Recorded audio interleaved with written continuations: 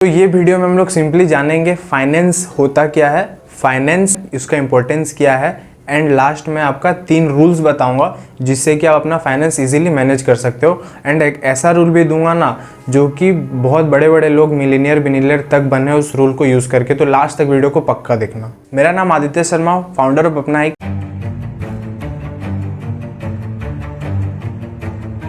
आज का जो टॉपिक अपना फाइनेंस है, तो समझते हैं शुरू से स्क्रैप से कि फाइनेंस एक्चुअल में होता क्या है। तो फाइनेंस आपका simply the management, the creation, the study of money का फाइनेंस बोल सकते हो। अगर आसान भाषा में समझा जाए तो अपने जो पैसा कमाया है उसको आप मैनेज करोगे, कैसे कहाँ इन्वेस्ट करोगे, उसको बोलते हैं फाइनेंस। जैसे कि आपका बिजनेस कोई भी उठाता है पैसा, कैपिटल, अब उसको कैसे वो इन्वेस्ट करता है, कैसे एक्सपांड करेगा, कैसे स्पेंड करेगा, उसको हम लोग फाइनेंस बोलते हैं।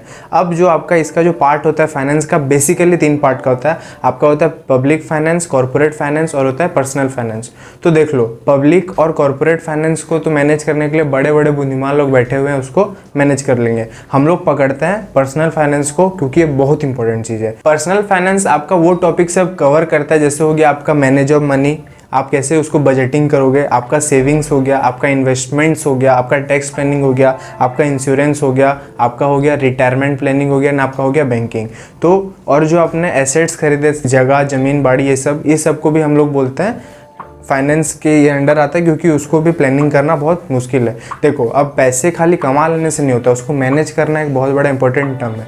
और ना, जैसे कि आप एक गाड़ी खरीदते हो नया, तो उसको मैनेज करना पड़ता है ना, उसके बाद मेंटेन करना पड़ता है। वैसे पैसा कमाने के बाद भी उसको मेंटेन करना पड़ता है। अब ये ऐसा क्यों, मैं आपको बताता हूँ। सिंपल सा एग्जांपल, एक इंसान है ए और एक इंसान है बी, दोनों का इनकम एकदम इक्वल है।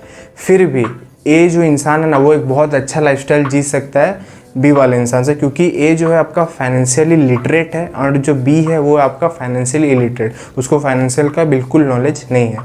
तो जिसको फाइनेंस का नॉलेज है ना, वो अपना पैसे को इतना अच्छे तरीके से इन्वेस्ट करेगा, इतने अच्छे तरीके से मैनेज करेगा कि वो एक अच्छा लाइफस्टाइल जी पाएगा। वो अपना ना एसेट को ग्रोथ करेगा, वो अपना मनी को ग्रोथ करेगा, उसका लाइफस्टाइल भी ग्रोथ होगा। तो समझ जाओ कि दो इंसान के पास सेम पैसा है बट फिर भी एक बहुत अच्छा लाइफस्टाइल जी रहा है।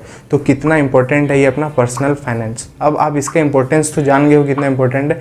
इतना इंपॉर्टेंट टॉपिक है, फिर भी हमारा स्कूल, कॉलेज, हमारा एजुकेशन सिस्टम कहीं भी इसको नहीं सिखाता है। छोड़ो एजुकेशन सिस्टम को, कोर्स के कोई फ़ायदा नहीं। हम लोग इस मीडियम का इस्तेमाल करके समझ जाते हैं कि एक्चुअल में ये सब है क्या। अब क्वेश्चन ये आता है कि हम अपने पैसे को कैसे मैनेज करें। सिंपली 3 रूल बताऊंगा आपको, जिससे कि अपने पैसे को इजीली मैनेज कर पाओगे। एकदम बेसिक रूल सब है। सबसे पहले आपको ना ये 4 चीज़ एकदम अपने दिमाग में क्लियर होना चाहिए, कि आप एकदम क्रिस्टल क्लियर होना चाहिए कि ये कितना है। पहला हो गया आपका इनकम पर मंथ, कि आप पर मंथ में कितना इनकम लाते हो, एकदम एग्जैक्ट अमाउंट आपके दिमाग में क्लियर होना चाहिए।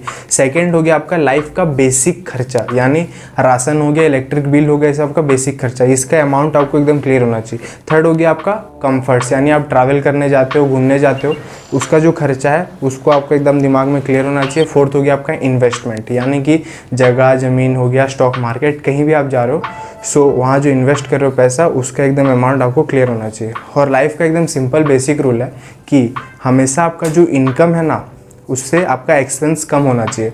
और अगर ऐसा नहीं है तो आइदर आप अपना इनकम को बढ़ाओ और आइदर आप अपना खर्चे को घटाओ। आते हैं सेकंड पॉइंट पे, जो कि अपना डेप्ट है। अब हम लोग अपना फाइनेंस को ऐसा मैनेज करना चाहिए ना कि किसी भी चीज़ के लिए हमको डेप्ट लेना ना पड़े। और डेप्ट खाली उधार लेना ही नहीं होता है, बल्कि क्रेडिट कार्ड यूज़, या आप EMI पे कोई चीज़ ले रहे हो, उसको भी डेप्ट बोलते हैं। खैर, क्रेडिट कार्ड को आप अगर दिमाग से यूज़ करोगे तो बहुत बढ़िया चीज़ है, वो किसी और वीडियो का टॉपिक है, अगर आप बोलोगे तो वीडियो बना दूंगा। तो अब देखो, सिंपली डेप्ट है आपका 2 टाइप का। एक है आपका गुड डेप्ट और एक होता है बैड डेप्ट। बैड डेप्ट ना आपको रिटर्न नहीं देता है। ऐसे आप लग्जरी आइटम खरीदते हो, जैसे कार हो गया या कुछ घर का सोफ़ा वोफा, जो कि आपको रिटर्न में नहीं देगा, जो महंगा सामान हम लोग खरीद लेते हैं। और एक था गुड डेप्ट, जो कि हम एसेट्स खरीदते हैं, जैसे आप कोई ज़मीन या घर खरीदे, उसको भाड़ा दिए, देन वहाँ से आपका पैसा रिटर्न आ रहा है, तो वो होता है गुड डेप्ट, वो चलता है एक बार के लिए। और ना देखो, हमारे यहाँ के लोग का मेंटेलिटी, हम लोग क्या करते हैं, हमारे पास है 2 लाख, लेकिन हम लोग खरीद लेते हैं 10 लाख का गाड़ी। तो इससे प्रॉब्लम, वो भी सिंपली अपने पड़ोसी को जलाने के लिए। लेकिन बाद में प्रॉब्लम में कौन आता है, हम ही लोग आते हैं, उसका EMI भरना पड़ता है ना। तो किसी और को जलाने के लिए सब करके कोई फ़ायदा नहीं है, अपने दिमाग का प्रेशर बढ़ता है। और ना पैसा को मैनेज करना इंपॉर्टेंट। देखो, सिंपल सा रूल है, अगर आपके पास 20 से 30 लाख है ना, तब जाके आप 5-10 लाख का कार लो। क्योंकि हमको उसको, जैसे वही सेम एग्जांपल, आप एक कुत्ते खरीदे तो उसको आपको मेंटेन करना पड़ेगा, उसको खाना खिलाओगे जो भी। अब जैसे कि आप अपना गाड़ी खरीदते तो उसको आपको मेंटेन करना पड़ेगा। सो आप एक कार खरीदे हो 10 लाख का, सो उसको मेंटेन करने के लिए भी आपके पास पैसा होना चाहिए ना। हम लोग क्या करते हैं, जोश में EMI में ले आते हैं, बट ऐसा हम लोग को नहीं करना चाहिए। बहुत बड़ा इंपॉर्टेंट रूल है। And last but not the least rule आपका हो गया 50-30-20 रूल, जो आपको स्टार्टिंग में बोला था ना कि इससे बहुत लोग मिलियनियर सब इसी रूल से बने हैं। ये एक यूनिवर्सल रूल है।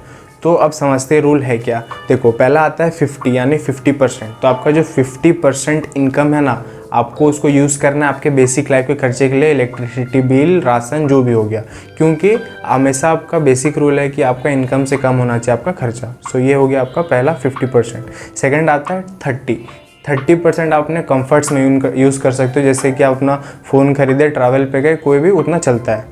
एंड लास्ट आता है 20%, वो आपको इन्वेस्ट करना है। इन्वेस्ट आप सेव करना है, मेनली आपको 20% सेव करना है, और उसमें से आप 10 से 15% उसको इन्वेस्ट कर सकते हो। क्योंकि अगर हम खाली सेव कर देंगे ना तो पैसा वहीं पे रुक जाएगा, उसका वैल्यू कम होने लगेगा। और अगर हमको इन्वेस्ट करेंगे तो पैसा का वैल्यू बढ़ता है, क्योंकि ये भी बोला गया है कि कंपाउंडिंग 8th वंडर है। सो आप उसको इन्वेस्ट करोगे ना तो आपका पैसा का वैल्यू बढ़ेगा। तो सिंपल से ये 3 रूल था। तो आई होप आपको समझ में आया होगा। और अगर आपको लगता है कि किसी और को ये चीज़ का नॉलेज होना चाहिए ना, तो उसको प्लीज़ ये चीज़ शेयर कर देना। और कोई भी एक टॉपिक कवर करना होगा तो मेरे को कमेंट बॉक्स में बता दो। तब तक के लिए वीडियो ख़त्म करते हैं। और ये ध्यान से सोचिएगा कि कैसे आपको फाइनेंशियली अपना पैसा अच्छे से मैनेज करना है। इसी के साथ वीडियो ख़त्म करते हैं। जय हिंद।